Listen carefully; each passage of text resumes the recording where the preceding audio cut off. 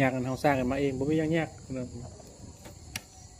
ด้อบ่มียังง่ายยากง่ายมาอยู่ที่กันประมาณเลยบ่ประมาณตัวตัดสินจากเรื่องง่ายเขาให้มันยากกันได้จากเรื่องยากเขาให้มันง่ายกันได้นี่คือนี่แล้วกันว่าวังวนตัวนี้แหละวังวนความวุ่นวายความสับสนเวลาสงสารมันอยู่บนนี้แหละมันอยู่ที่ความประมาทตัวเดียวถ้าความประมาทได้คือจบเลยมันเห็นตัวอย่างคือเห็นตัวอย่างคือเวลาคือเขาใจเรื่องการนอนแหละนอนก็อิ่มเดียวเนี่ยคือมันจะเข้าใจว่านอนคืออิ่มมันจะนอนไปได้กันได้วันนี้มันจะยืนนอนนั่งนอนหรือนอนบนงามบนโบงามอย่างนั้นมันเข้าใจทุกอย่างแบบนี้มันจะบสนเรื่องงามหรือโบงามเรื่องจะนอนดีหรือนอนบ่ดีคือได้นอนหรือก็พอใช่ไหมเวลา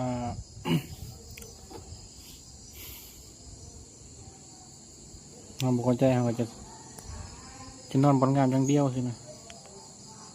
ถ้าเราหูจุดเดียวคือคนละมาเนี่ยมันก็จะเริ่มหลังจากที่มันเข้าถึงจุดสำคัญของมันแล้วมันจะค่อยมาหูจักทีหลังว่ามันก็เป็นธรรมดา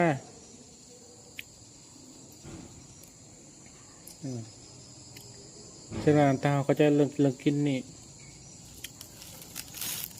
มันเข้าใจจุดสำคัญกับกินแค่อิ่มเมื่อมันเข้าใจตัวนี้แล้วเรื่องราวที่มันก็ขึ้นบางครั้งกับบ่อิ่มบางครั้งกับ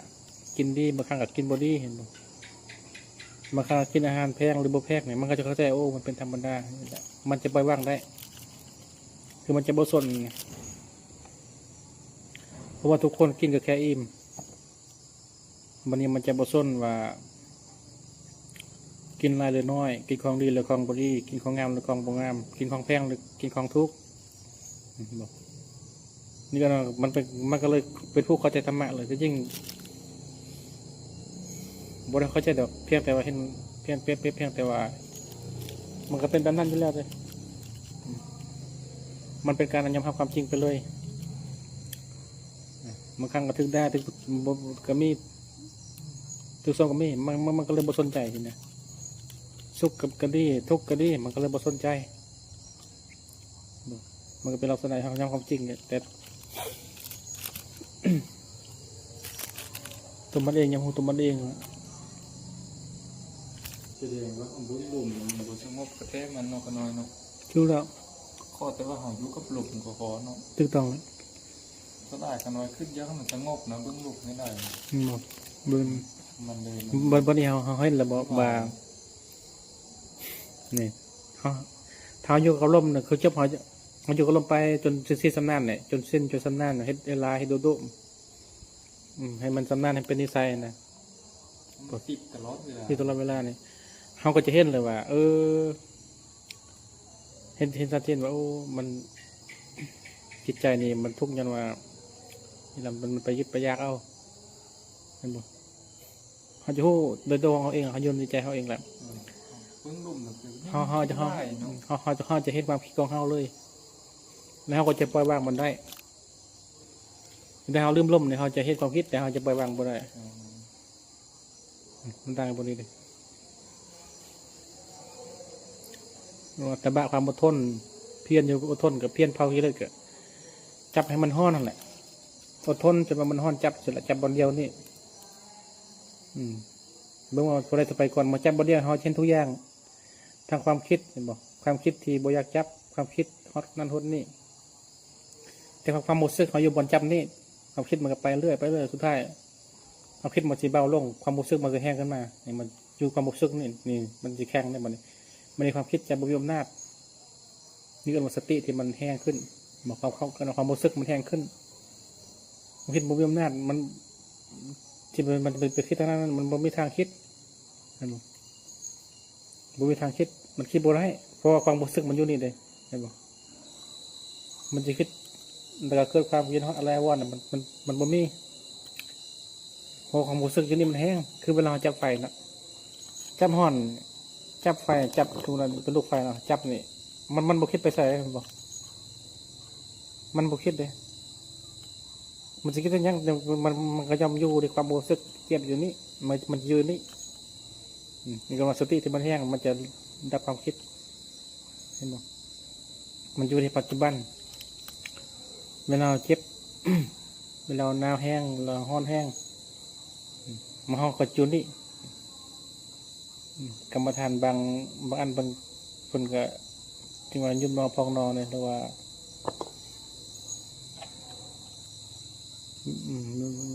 คิดนอสินะก็เพื่อมันหูบอลนี่ ความรู้สึกนั่นแหละอย่างเส้นเขาจับนำก้อนก็ ส ได้ มมติเขาเกิดวิหารนาเลยครับที่มาเบิ้งลุ่มหรือมาเบิ้งวิหารนาคือมาข้างใส่ที่ของนั้น มันเบิ้งลมหมดแล้ว กลับมาเบิ้งลุ่มมัน เบิ้งลมตัวเดียว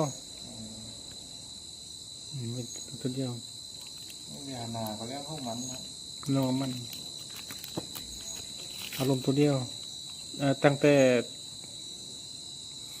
นอนแต่บันนี้จนมาตายที่หูแตลมอย่างเดียวปล่อยอย่างทั้งสิ้นตั้งแบบนี้คือจบเลยก็ให้ตั้งแบบนี้ตอนเฮ็ดกันเลยพอเฮ็ดมาหลายแล้วมัน เพราะมันตายกับลุ่มเลยเนาะ ก็มันปฏิบัติมาหลายแล้ว มันหูมาหลายแต่ว่ามันยังดึงทุกข์อยู่ มันก็เลยยาและเบาละสินะเศร้าละขอหูแตลมก็พอทีมทั้งหมดหูแตลมมันเดียวพอมันก็เลยจบ มันก็เลย เข้าใจกระจายแจ้งมันก็เลยบทสับสนพฤติกรรม ของเบิ้งของฝั่งไล่แล้วมันไปหางน้ำได้ก็ มันเป็นประสบการณ์ของพวกหูลายมันเป็นประสบการณ์ที่จะนำมาสอนเราเป็นบทเรียน ได้ห่อที่ไปยึดมาปฏิบัติบ่ได้เนาะแต่ว่ามันพอเป็นแนว มันก็เป็นสิ่งที่ปรากฏขึ้นมาอยู่แล้ว มันเป็นเครื่องสอนของเราอยู่แล้วซ่อนที่เราคือความรู้แต่ว่า คำพูดเนี่ยมันจะสุดหรือบุสุดเนี่ยมันสุดมันเข้าไปตัวตัดสินคือคำพูดเนี่ยมันสามารถขึ้นได้ทุกเมื่อคือเขาจะสะสมคำพูดเวลาเขาฟังธรรมะเขาก็จะมีคำพูดเวลาพิจารณาเขาจะมีคำพูดแต่คำพูดนะมันบริเป็นตัวตัดสินว่าเขาจะดับทุกข์บทให้คือสมมติเขามีมีดที่สามารถเลื่อยไม้ได้มีดเนี่ยมีหลายประเภทนะมีดชื่อตัดเช่นว่า เป็นมีดบ่เป็นเลื่อยบ่เป็นมีดเป็นเลื่อย เป็นเครื่องจักรบ่ทุกอย่างในถ้ามีดเนี่ยมันตัดเนี่ยมันใช้เวลาน้อยมันใช้เวลาด้นบ่เลื่อยมันอาจจะไวหน่อยนึงจักรมันก็จะไวขึ้นนี่ก็ความโหดนะมัน เขามี แต่ว่ามันบริเวณตัวสิ้นว่าเขาจะตัดกิเลสตัดกิเลสได้หรือบ่ได้มันขึ้นกับว่าเขาจะเฮ็ดหรือบ่เฮ็ดเขาจะเอาหรือบ่เอานะความหู้หลายอยู่แต่เขาบ่อยากได้กิเลสมันก็บ่ละบ่นั่นคือบางคนปรารถนาพระพุทธเจ้าก็ถ้าบ่ตัดมันก็บ่ตัดบุญหลายอยู่บารมีหลายอยู่แต่มันก็ยังทุกข์อยู่ใช่ไหมบางคนอาจจะอยู่ในคุกหลายมันอาจจะมีบริวารหลายแต่ว่าก็ออกจากคุกบ่ได้เพราะบ่อยากออกเลย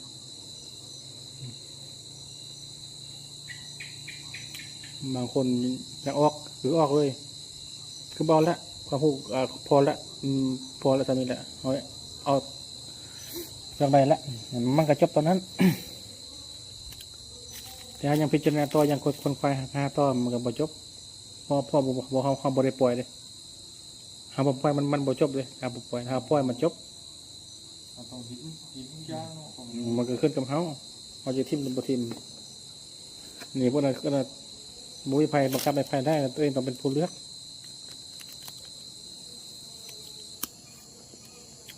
ที่เฮ็ดมามัน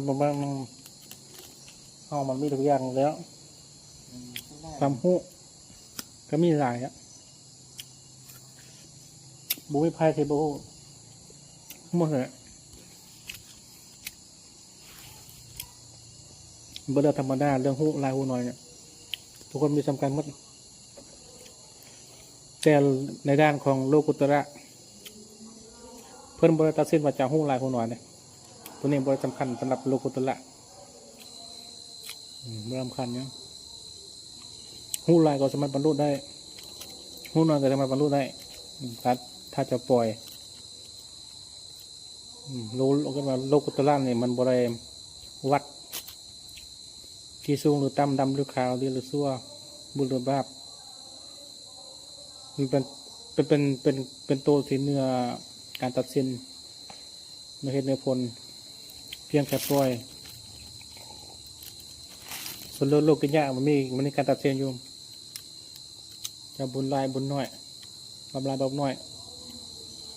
จะหูน้อยหูหลายมันเป็นเรื่องของลูกเลยมันบ่เกี่ยวกับทางธรรมการบรรลุหรือการบรรลุเนี่ยบางคนจนถึงบรรลุก็จบเลยบ่มีการตัดสินบางคนจนบรรลุเลยบรรลุตัดสินโลกมันตัดสินได้แต่ว่า ความจริงตัดสินบ่ได้บรรลุกุตละนี่ตัดสินบ่ได้คือที่อยู่เหนือตัวอย่างคนที่ยังตัดสินอยู่เรื่องผิดเรื่องถูกเรื่องดีเรื่องชั่วนี่เขาก็ยังม้วนในเรื่องพวกนี้ม้วนในวังวนของผิดหรือถูกเขายังยึดมั่นในเรื่องผิดหรือถูกบุญหรือบาปเขาก็อยู่แบบนั้นมันเป็นเรื่องที่เขาพอใจอยู่แล้วโลกขนาดบ่โลกเนี่ยมันก็มี บางทีก็ฮักกันบางทีก็สร้างกันบางทีก็เป็นหนี้บางทีก็เป็นล้างแค้นนี่มื้อนี้ฮักมื้ออื่นก็สร้างกันมีแล้วต่อมาก็จะฮักกันแล้วก็สร้างกันนี่มันเป็นวงเวียนที่มันเกิดวงเวียนกันไป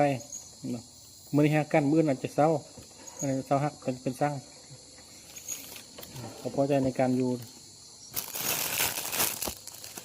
โลกมันเป็นอย่างที่แต่ทางธรรมเนี่ยบ่มีคือจบเลยบุษนอาจจะเนี่ยมันเรื่องการตัดสินเนื้อหักเนื้อสร้างมันเป็นส่วนโลกเลยคือบางคนยังส้นว่ายังส้นมาเราที่ฮักคอยบ่เราที่สร้างคอยบ่เนี่ยบางคนเนี่ยเราตัดสินได้คอยบ่เราสิว่าคอยคิดไล่บ่เราสิว่าคอยจนบ่มีโลกสนใจแต่เฮาเนี่ยบุษนสิว่าเฮาจนก็ได้สิว่าเฮารวยก็ได้บอกสิว่าบุญไล่ก็ได้บุญไล่ก็เอาบาปไล่บอกบาปไล่ก็เอาสินะเจ้านี่งามงามก็เอาสิว่าโอเคไล่ก็เอาเจ้าในควรลบไล่ก็ลบก็เอาเจ้าในใส่คือเป็นนั่นเป็นนั่นก็เอาบอกมันจะบบตัดสินแต่ลูกเนี่ยเขาตัดสินมันก็สนใจในการตัดสินท่านมันเขาว่าคิดไล่ก็บกพอใจนะเพราะว่าดีก็ดีใจถ้าหูธรรมะโลกในบ่มีปัญหาเนี่ยปัญหาบ่มีคือเบิ่งปัญหาบ่เห็นปัญหาบ่เห็นเลยซอกปัญหาบ่เห็นถ้าคนต้องทำอะเนี่ยซอกปัญหาบ่เห็นซอกความทุกข์บ่เห็นมันขึ้นบ่ออกหรือว่านึกบ่ออกหรือว่านั่นบ่ออกปัญหาจักมันนี้ไปใส่ตอนที่ฮาบุธรรมะจักปัญหามาได้ใส่หลายมันทานทุมคือมันอยู่ที่ฮาป่วยมันก็จบแล้วไม่มีปัญหาฮายึดมันก็มีปัญหาป่วยมันก็บ่มียึดอันใดก็เป็นปัญหามันอยู่ที่การยึดหรือการบ่ยึดมันบ่อยู่ที่ปัญหาน้อยปัญหาหลายปัญหาน้อยแต่เขายึดเขาทุกข์ปัญญาคุณว่าจะทุกข์หรอเขายึดดิปัญญาเขาจะจึงทุกข์เพราะเขายึด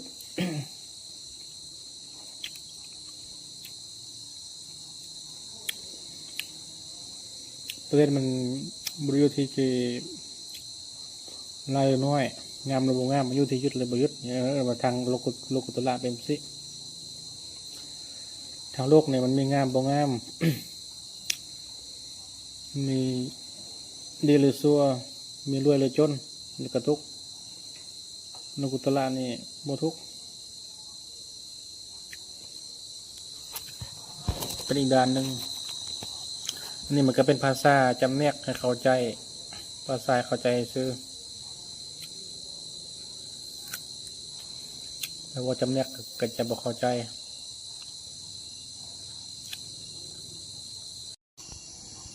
แล้วเราก็ยื้อใส่กันได้เราเซ็ตยังก็ได้ เราจะคิดยังก็ได้เราจะกินยังก็ได้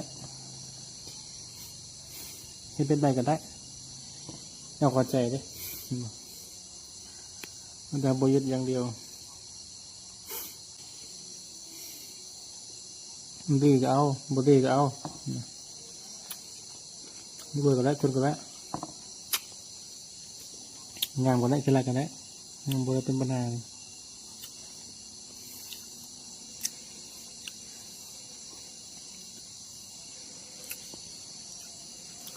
อันนี้เข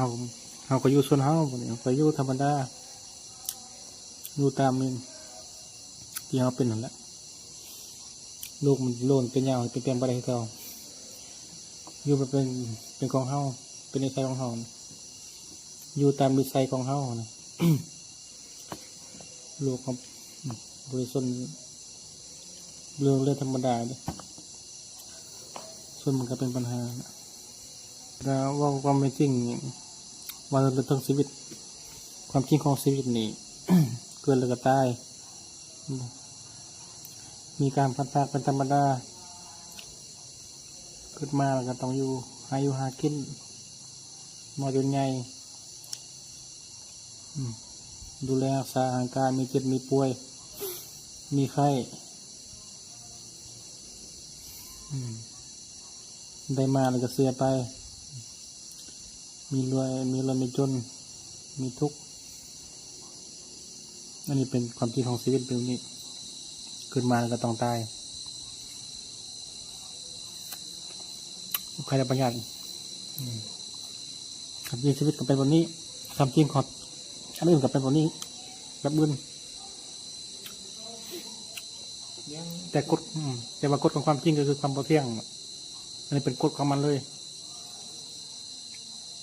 กฎของทุกสรรพสิ่งคือความพอเที่ยงอนัตตาบัวของเฮาบุยภัยเป็นเจ้าของต้นไม้มันก็ยังบริเวณต้นของต้นไม้เลยมันก็เป็นเรื่องให้ลงปัจจัยแม้ตัวเฮาคือการความคิดมันคิดไปมันก็ต้องอาศัยสัญญาอาศัยวัตถุที่มีอยู่อาศัยความพยายามขึ้นว่าเจตนานะพยายามที่จะเข้าไปเข้าไปเห็นนะขึ้นว่าเจตนาที่ส่องไปแม้แต่เจตนามันยังไม่เป็นความมันมีกฎเป็นกฎเกณฑ์ขึ้นมาตายตัวบุเที่ยงเป็นอนัตตาส่วนว่า ความจริงจะเป็นอนิจจังของตัวเองก็เขาก็เลือกเอาของชีวิตว่าชีวิตคือเกิดแก่เจ็บตายของต้นไม้คือกันคือเกิดเจ็บตายสุขทุกข์แบบต่างกันกันแล้วแต่จะบุพ้นจากบุเที่ยงนี้แล้วดาวหัวใจเนี่ยเหมือนจะธรรมดาเมื่อเขาเทิงแล้วเขาจะเข้าใจแต่เวลาเขาทิมแล้วเขาเทิงเขาเข้าใจเตรียมแจ้งมันมาทีหลังมันบริแจ้งก่อนเลยเอาหูก่อนแจ้งทิมก่อนแจ้งบางอย่างก็รุดเลยจึงหูบางหูเลยจึงรุดเลยจึงหูปล่อยเลยจึงหูปล่อยเลยจึงเบานะแล้วก็จะเข้าใจโอ้เป็นมีปัญญามาที่หลังต้องหูก่อนต้องมันมากินก่อนเราจะหูนะดูจึงหูโอ้เป็นสิเขาต้องเก็บก่อนเขาจึงโอ้เขาจึงจะเกิดปัญญาโอ้เป็นสิเนาะแล้วเขาก็จึงคอยเลือกเขาต้อง ก็จะให้ปฏิบัติเลย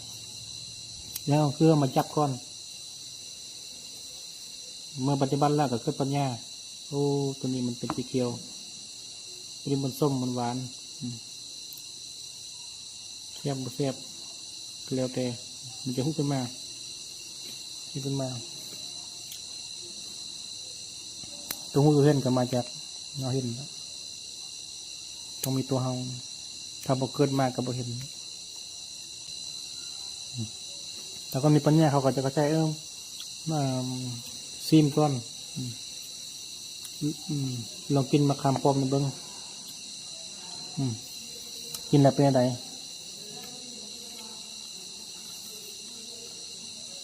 มันส้มมันรสชาติเป็นอะไร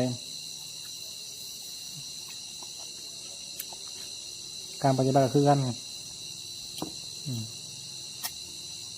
ลองซีมก่อนปฏิบัติก่อนเอาเรื่องปัญญาเรื่องมันวนยาก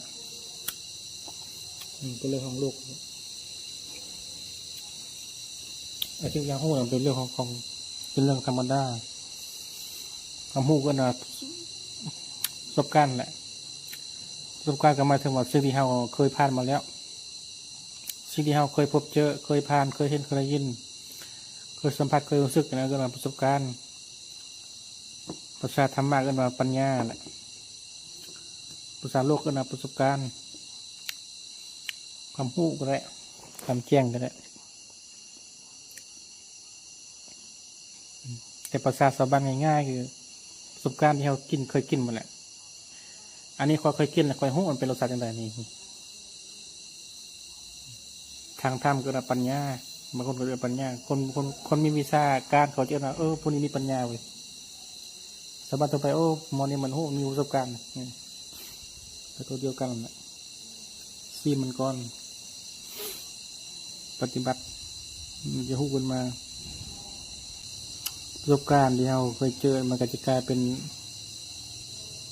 นภาพจำคือเราเรียนจบหมดแหละจบสิ่งที่เราได้คือใบประกาศบุคลิกค่าอย่างไรมันจะกลายเป็นแบบคำพูดที่เราพูดเนี่ยมันจะบุคลิกค่าอย่างเลยโบซอดปล่อยคือเวลาลุดพ้นเนาะความพูดที่เราเรียนผ่านมาเนี่ยมันจะบทสำคัญก่อนปล่อยเลย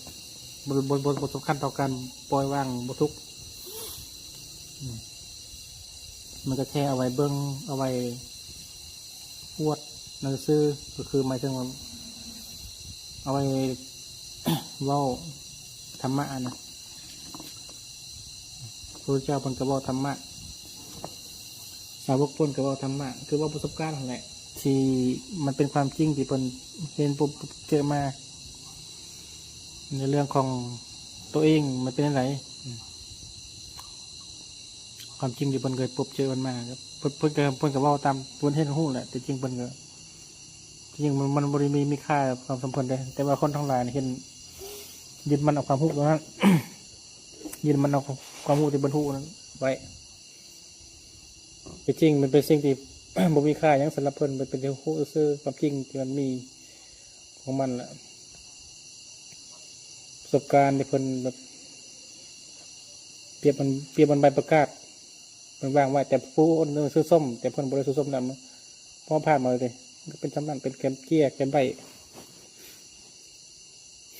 บ่ทออยู่ตอนนี้ดีกว่าใช่ไหมมันเป็นเกี้ยข้าวหัวคำพูดมันเป็นแค่เกี้ยมันเอามาใส่กินหมดได้เราต้องมาใส่ความพูดเช่นนึงมันจะกินเราปนหนึ่งแต่ตอนหาบ่ฮู้นะต้องฮู้มันทิ่มมันได้นะมันสบายบอนทำทั้งหลายบุคคลยืนมันถือมั่นอันนี้เป็นหลักจุดสำคัญ ซึ่งมาทางดวงบุคคลยืนมันถือมั่นธรรมะ ของพระพุทธเจ้าทั้งหลายนี้รวมอยู่ที่บุญยืนมันถือมั่น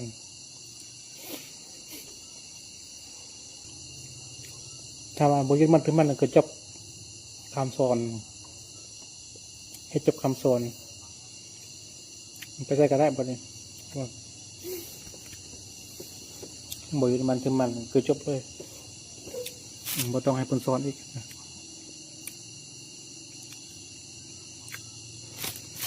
จบหลักสูตรมาซะจบปริญญาแล้วแต่ว่าบุญยืนมันถือมั่น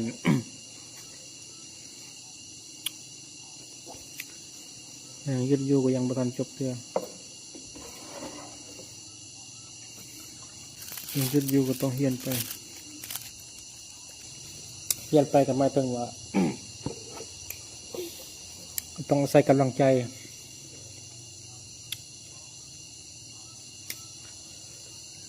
ต้องใส่ศรัทธาในความเชื่อมั่นเอาใส่ปัญญาที่เรามีและใส่ตัวเฮาแหละแต่ตัวของเราเอาใส่ความรู้ของเฮาเนี่ยเป็นแห่งผลักดันในการเฮ็ดไปมันเป็นเครื่องมือคือมันไม่ถึงมันเป็นแห่งผลักดันเป็นสะพานนะเป็นทางเดินให้เราได้ย่างความรู้ที่เรามีความพยายามที่เรามีตัวตนที่เรามีมันก็เป็นสะพานให้เราเดินไปเวลาที่เรามีเขาก็มีถูกต้องนะมีถูก